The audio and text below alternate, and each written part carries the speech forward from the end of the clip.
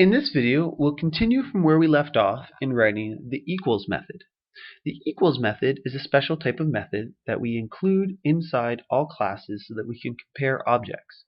Because remembering that if we compare two objects using our Boolean comparator, so if we say system.out.println r1 is equivalent to r3, this first line is going to return a false because this compares the memory location stored in R1 to the memory location stored in R3.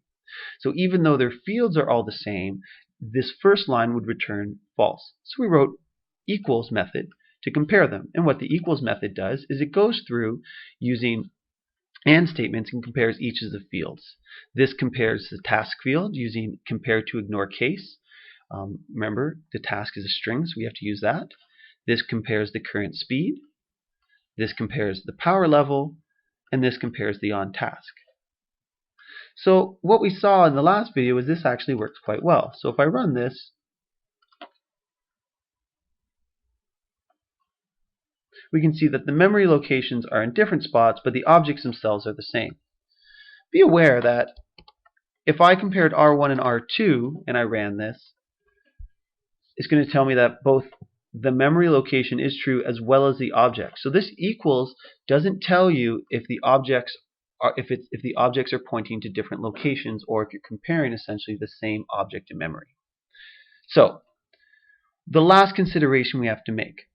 Notice robot R4 is equal to null. What that means is the program creates a spot for robot R4 and just kind of points nowhere because it doesn't know how much memory to take up yet, but it's prepping it for possible use. So what happens is Java has a very specific problem it will run into if it tries to access what's called a null pointer. So currently, if I use my equals method and I say R1 is equivalent to R4, let's watch what happens. If I run this, I get a runtime error and it says java.lang null point exception. What this means is that when the equals method was executed, it tries to access, if we go into a robot class, it tries to access others.task, which is R4, but it doesn't point anywhere, so the computer crashes. So what we need to do is add one more consideration to this to ensure that this statement accounts for those objects that might be pointing to null. So the very first operation we're going to use in our return statement is we're going to check that other is not equal to null. So what this does is it first checks to make sure that other is not equal to null.